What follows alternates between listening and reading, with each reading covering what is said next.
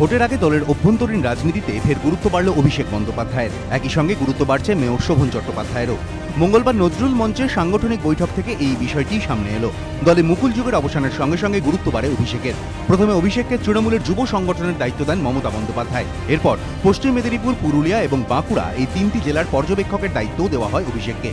2016 বিধানসভা নির্বাচনকে পাখির চোখ করে এদিন ভোটার তালিকা এবং সদস্য সংগ্রহ অভিযান নিয়ে 6 জনের যে কমিটি করেছেন মমতা বন্দ্যোপাধ্যায়, তার অন্যতম সদস্য অভিষেক বন্দ্যোপাধ্যায়। আর কমিটির মাথা করা হয়েছে শোভন চট্টোপাধ্যায়কে। 7 জনের কমিটিতে রয়েছেন শোভন চট্টোপাধ্যায়, পার্থ চট্টোপাধ্যায়, সুব্রত বক্সী, অভিষেক বন্দ্যোপাধ্যায়, অরূপ বিশ্বাস, ফিরহাদ হাকিম, শুভেন্দু অধিকারী।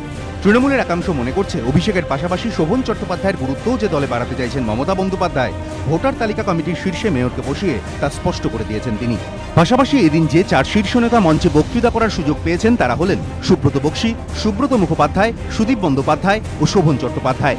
এদের মধ্যে কনিষ্ঠতম হলেন শোভন চট্টোপাধ্যায়।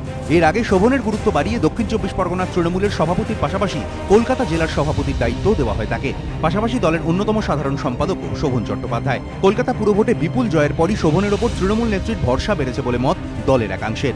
নির্বাচনী যুদ্ধ জয়ে ভোটার তালিকা তৈরি যে অন্যতম গুরুত্বপূর্ণ ধাপ, সে কথা বুঝিয়ে দিতে এদিন দলীয় নেতাদের উদ্দেশ্যে বার্তাও দেন মমতা। রাজনীতি করতে গেলে ভোটার লিস্টটা সক্রিয়ভাবে করতে হবে। আগেরবার আমরা ধরেছি কলকাতা কর্পোরেশন ইলেকশনের সময় বেশ কিছু সিট আমরা অল্প ভোটে হেরেছি, তার কারণ আমাদের কাউন্সিলররা মজায় ছিলেন। ভোটার লিস্টটা খুব সিরিয়াসলি করতে হবে বলে আপনাদের কাছে আমি অনুরোধ করছি। আর যে ভোটার লিস্ট করবেন না তার নির্বাচন দেওয়ার কোনো অধিকার আছে বলেই মনে করি। একসময় ভোটার তালিকা তৈরি থেকে নির্বাচন সংক্রান্ত নানা বিষয়ে যাবতীয় দায়িত্ব পালন করতেন মুকুল রায়। এবার সেই গুরু দায়িত্ব পালনে অভিষেক শোভনের মতো নবীনদের এনে তৃণমূল নেত্রী বুঝিয়ে দিলেন দলে নিজের একান্ত আস্থাভাজন তরুণদেরই গুরুত্ব দিচ্ছেন তিনি। এমনটাই মত রাজনৈতিক পর্যবেক্ষকদের একাংশের। আশাবুল হোসেন, এবিপি আনন্দ, কলকাতা।